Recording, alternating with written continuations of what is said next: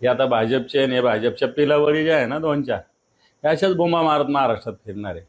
महिला महिला काय गोष्टी करतात. तुमच्याच राज्यात सगळ्यात जास्त महिलावर अन्याय अत्याचार आहे. आणि काय महिला आरक्षणाची गोष्ट करतात. लाडक्या बहिणी कसल्या 71 लाख लाडक्या बहिणी कमी केल्या तुम्ही. मग ते एकनाथ शिंदेनं ज्ञान कमी आहे. महिला आरक्षणाचं विधेयक 2023लाच मंजूर झालं आणि त्याला आम्ही सगळ्यांनी पाठिंबा दिलेला आहे. आता जे रिजेक्ट झालं मतदारसंघ पुनर्रचनेचं परिसीमनाचं विधेयक रिजेक्ट झालं आहे. तर एवढंच त्यांना हे होतं. तर मग त्यांनी वेगवेगळं आत्ताही म्हणणं आहे की आत्ता या 543-44 मतदारसंघात 33% आरक्षण लागू करावं. चला आमचे खासदार असतील त्यांचे मतदारसंघ रिझर्व झाला तरी चालेल. त्याच्यामुळं उगाच बोंबा मारण्यात काही अर्थ नाही आहे.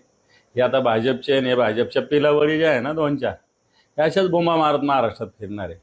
महिला महिला काय गोष्टी करतात. तुमच्याच राज्यात सगळ्यात जास्त महिलावर अन्याय अत्याचार आहे. आणि काय महिला आरक्षणाची गोष्ट करतात. लाडक्या बहिणी कसल्या 71 लाख लाडक्या बहिणी कमी केल्या तुम्ही.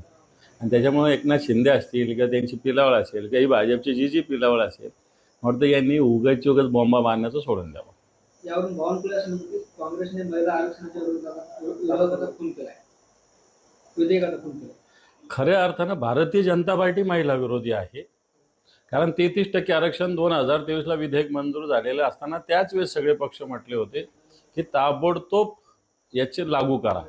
पण त्यावेळेस भारतीय जनता पार्टीनं सांगितलं की जनगणना झाल्याशिवाय अशा पद्धतीनं करता येणार नाही. परंतु आजही आमचं असं म्हणणं आहे की पूर्णपणे या आत्ताच्या मतदारसंघाच्या रचनेमध्ये 33% महिला आरक्षण लागू करण्याला आमचा विरोध असायचं काही कारण नाही. एक शासकीय विधेयकसुद्धा आता इंडिया आघाडीच्या वतीनं आणलं जातं. परंतु भारतीय जनता पार्टी फक्त बोंब मग ते बावनकुळे असतील नाही तर शिंदे असतील.